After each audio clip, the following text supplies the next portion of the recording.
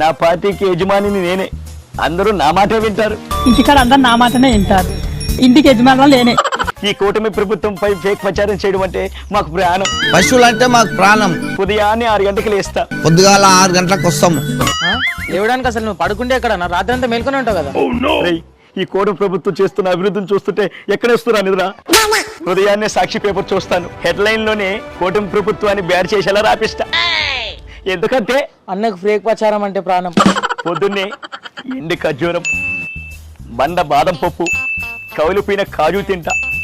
నా ఆరోగ్యం చెడిపోయినా పర్వాలేదు, కానీ ఈ ప్రభుత్వం ఆరోగ్యశ్రీ తీసేసిందని మాత్రం ప్రచారం చేస్తా. ఎందుకంటే అన్నకు ఫేక్ ప్రచారం అంటే ప్రాణం. సాక్షి టీవీ నాదే, అందులో డబ్బులు కూడా నావే, అందులో కొట్టించుకునే డబ్బా కూడా నాదే. ఎందుకంటే అన్నకు ఫేక్ ప్రచారం అంటే ప్రాణం. అరే, అందులో ఫేక్ ఎక్కడ ఉందిరా, నిజాలన్నీ వాళ్ళకే తెలుసు.